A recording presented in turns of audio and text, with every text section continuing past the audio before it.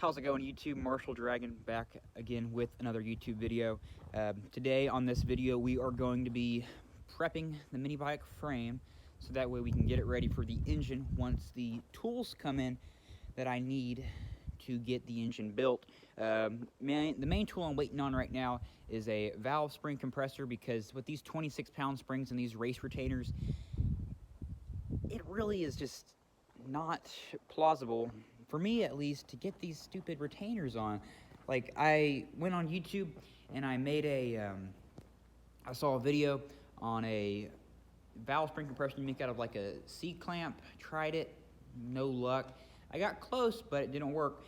So I just went ahead and bought one for a dirt bike, hoping that it will work. So we'll see how that goes, but we're gonna get this frame pulled out of the shop, take it on back to my backyard. We're gonna wash it with soap and water, get it all nice and pretty, and we'll go from there. So I will see y'all in a little bit. So we got the mini bike back over there, and then we also have what we're gonna be using. I got a towel, microfiber sponge, because why not?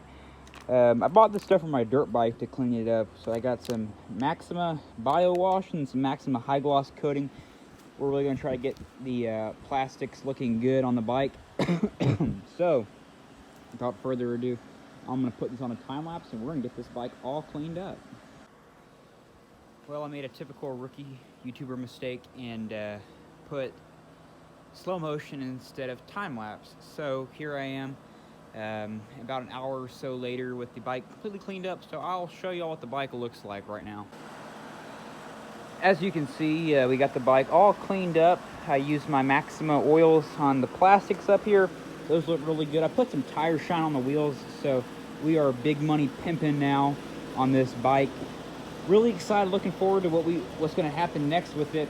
I think the only thing next that we need to do on this bike is a quick little B-roll because of how beautiful she looks. So without further ado, here we are.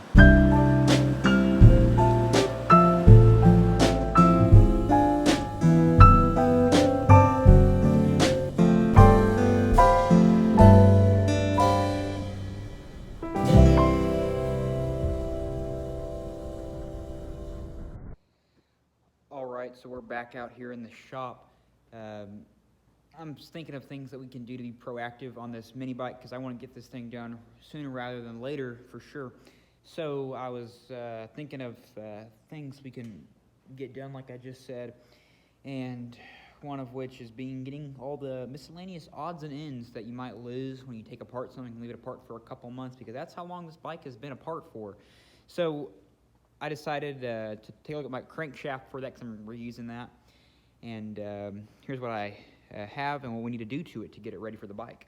So as you can see on my vise right here, I got my crankshaft. And when I got this bike, when I pulled the crankshaft out, I left this half moon key in here thinking it would have been okay. Well, this bearing is stuck, so we need to remove that half moon key right there. So I'm going to put you on a time lapse of me trying to get that removed, and hopefully this time the time lapse will work.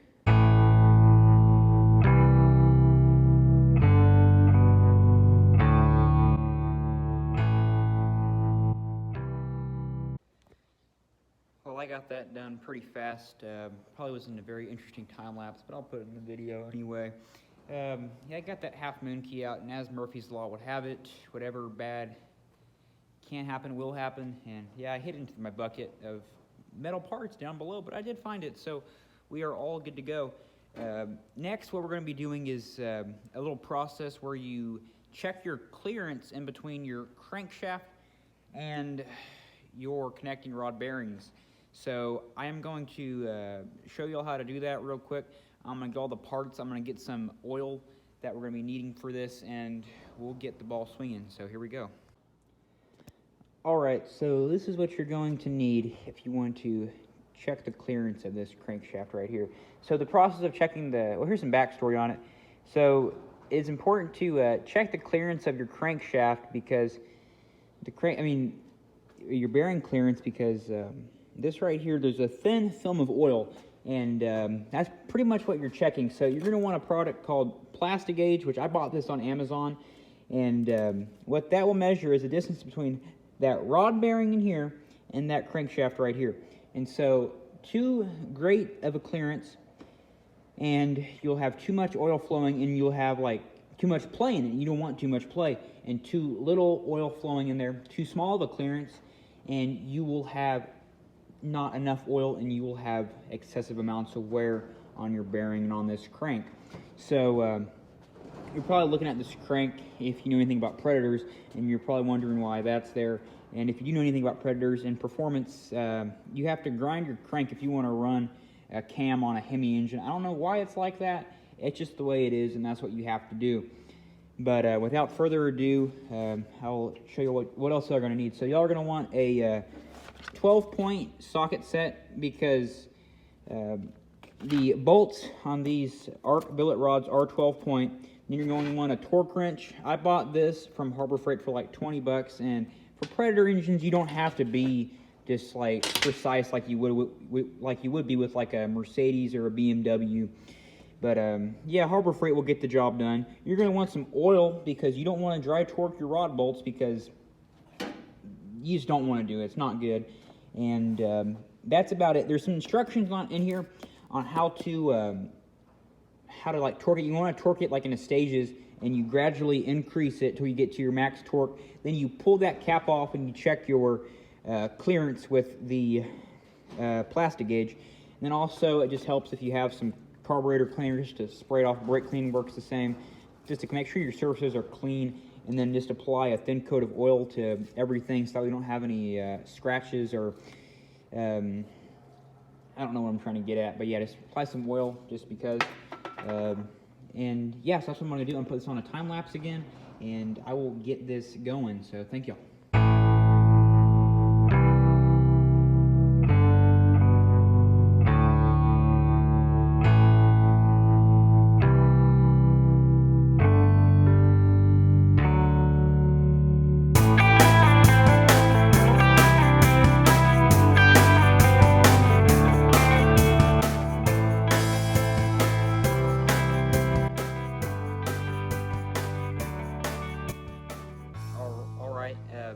Yeah, torquing that rod is not a very intense process at all. Just make sure you have the right tools. So now, at the part where it's torqued down to 170 inch-pounds, max torque is what it said. So I'm going to go ahead and flip this camera around and show you what to do next and how to read the plastic gauge.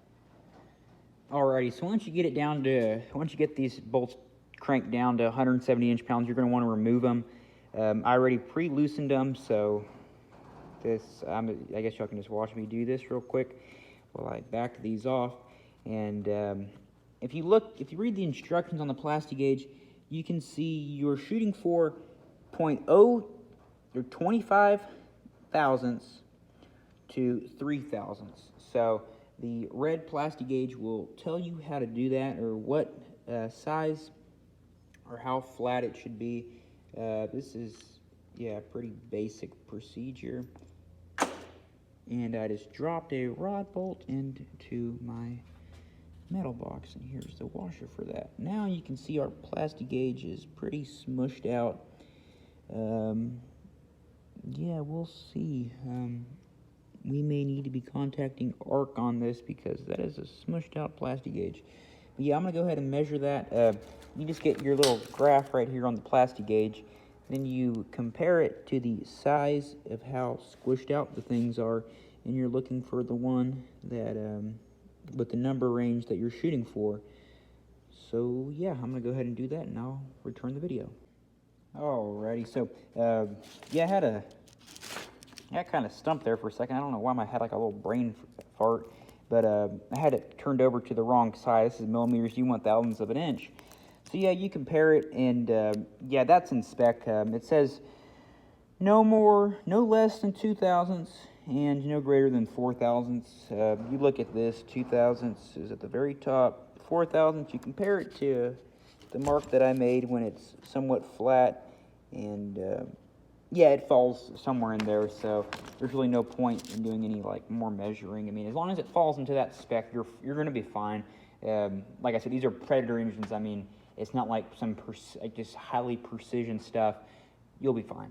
So I'm gonna get that plastic gauge cleared off, and then we're gonna wrap up this video, because there ain't much more I want to do today. It is really hot in the shop, So yeah, I'm just gonna get this cleaned off and then we're gonna wrap the video up. Oh man, finally back in the AC. It was hot out there in the shop. So if y'all made it to this point in the video, I really do appreciate y'all watching, and thank y'all for the love and all the support that y'all, and hopefully I get shown with reincarnating this YouTube channel. I'm really gonna try to take it not very serious, well, you know, moderately seriously. I just want to. It's fun to make videos and put them on YouTube and then watch yourself later, especially as you get older. So yeah, we got everything done with the crankshaft today. The bike's all cleaned up. So we're really waiting for a valve spring compressor, and I need to buy that new cam, a new clutch for the mini bike, and let's see what else. That's it. No, and a chain breaker, because my friend Noah, who went off to college, decided that it would be a good idea to take mine, and I don't have it, so I gotta buy a new one. But anyways, that's gonna be it. If y'all have any suggestions that y'all want me to, let's see, if y'all want me to do in upcoming videos, leave them down in the comments below. I know my friend Payson, he suggested to see a update video of my truck. A lot has changed since the like a year or so ago that I made that video, and y'all might really enjoy it. It's getting new headlights here pretty soon. Probably won't do a video on that because that's pretty self-explanatory to install headlights on those OBS Fords. If you need an instruction video on it, then you probably shouldn't be doing it in the first place. But with that being said, I think we're going to wrap up the video here. So yeah, thank you all for watching. Y'all have a nice day. Y'all take care. Bye-bye.